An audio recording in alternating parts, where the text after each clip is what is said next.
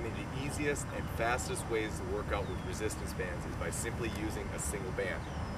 You'll have seen in the videotapes upcoming that there are a lot of single band exercises you can do very easily.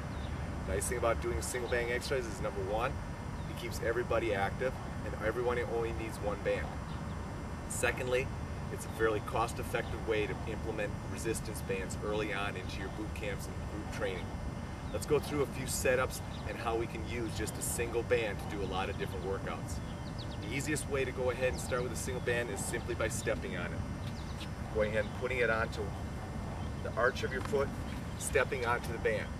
Now what this allows you to do is stabilize the band, obviously, so now you can do any kind of vertical pushing, vertical pulling. Putting it up onto your shoulders, you can go ahead and get into squatting, and you can even go ahead and use this attachment as a way of incorporating other tools while you're going through using the resistance band. So stepping on the band allows you to go ahead and do a lot of different things. Now for some people, their stature is going to be different.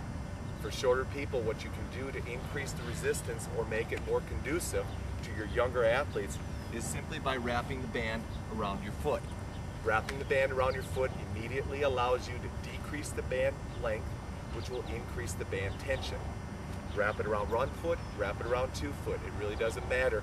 That allows you to go through the movements pretty easily. A second training option that you can use with a single band is just going behind your back.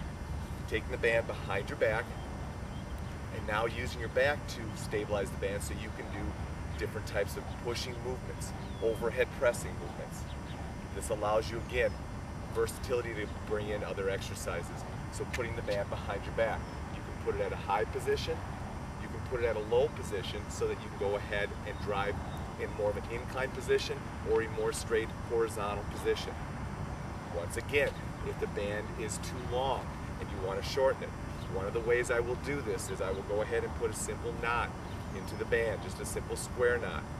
I'll then go behind my back and incorporate that and now start doing my pushing movements. Realizing that when you're finished up, you pop that knot out so that you don't keep it tight and damage your bands. A third setup that we'll do to shorten up the band but also make my hands more available to grab things and grasp things is we'll go ahead and use the handles-free setup.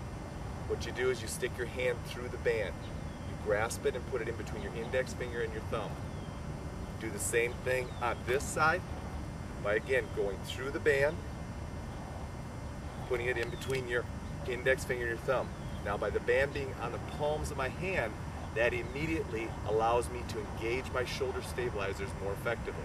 So now we can go ahead and again do horizontal pushing movements, but now we have the ability to grasp things.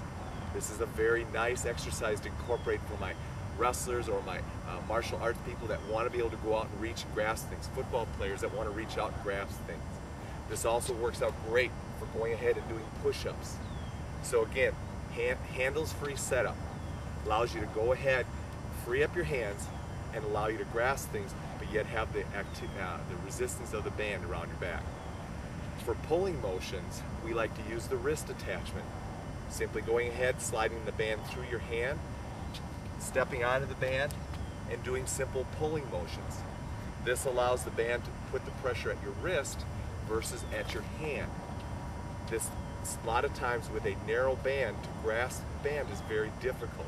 And if you don't have handles and you want a way to pull, simply putting your hand through the band and grasping it, and then stepping onto it allows you to go ahead and do your pulling motions. Another way we'll use a band is we'll go ahead and attach it onto our body in what we call a crisscross setup. We'll slip the band over our shoulders. Once again, we'll step onto the band and go ahead and do things like squatting, single leg squatting, Bulgarian squatting. You'll see this exercise used, or this setup used a lot in the video. I like this setup a lot, and once again, if you have a person that's a little bit shorter, all you need to do is attach the band, wrap it around their foot, that shortens it up, set the band accordingly, and now they can go ahead and do that. Very often what I'll do is make sure the band is centered in the small of my back. So when I do the movements of squatting, the band doesn't flip around my hip and get in my way. Again, I'll attach the band here, I'll do my squat. It stays balanced in the middle of my body so that it doesn't slide around.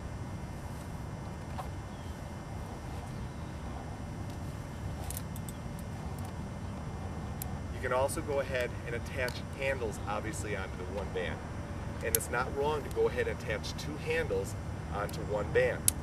This then allows you to go ahead and hook it over pipes or different objects that are stable, and going ahead and going through your horizontal pulling and pushing movements. This works out very effectively when you only have one band and 2 handles to go ahead and work. Obviously, you can also do a lot of unilateral activities by simply just having the one handle onto the band. Hook this end on, and now you have a lot of different options to do unilateral type training. Also keep in mind that the band can become an assistive device. You've seen us where we use assistive device for assisted pull-ups, assisted push-ups, attaching one band onto a structure that's overhead and then allowing yourself to get in the band to do pull-ups and push-ups. Again, that's a one band exercise. What you're going to find as you go through the video workout section in the DVD, you're going to see that there are a lot of ways to do one band workouts. I think I put together approximately 25 to 30 one band workouts for you. I hope you enjoy that, and I hope that gives you some idea of how to use a single band to do a lot of activity.